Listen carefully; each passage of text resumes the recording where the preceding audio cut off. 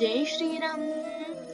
మొన్న మనం చూసాం కదా, వేదవ్యాస మహర్షి చెప్తూ ఉంటే గణపతుల వారు లిఖించారు.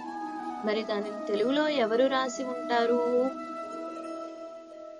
మహాభారతాన్ని తెలుగులో రచించాలి అనే కోరిక రాజమహేంద్రవరాన్ని రాజధానిగా చేసుకుని పరిపాలిస్తున్న విమలాదిత్యుని కుమారుడు అయిన రాజరాజ నరేంద్రుడిది.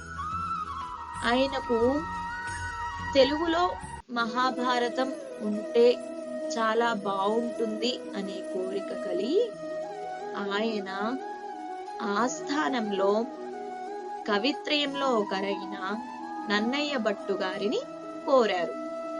ఆయన తన సహపాఠి అయిన నారాయణ భట్టు గారి సహాయంతో తెలుగులో రచించారు.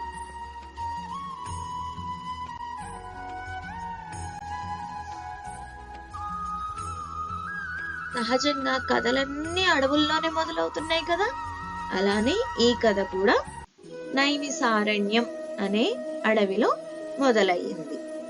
అక్కడ ఒక సౌనకుడు అనే కులపతి లోకహితం కోసం 12 సంవత్సరాలు జరిగే సత్రయాగమును చేయడానికి సంకల్పించారు.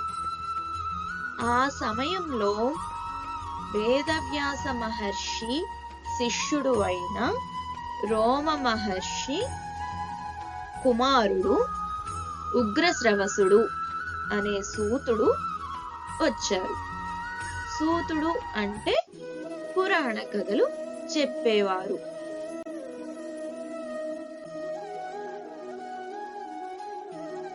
ఆయన కథలు చాలా బాగా చెప్తారన్నమాట.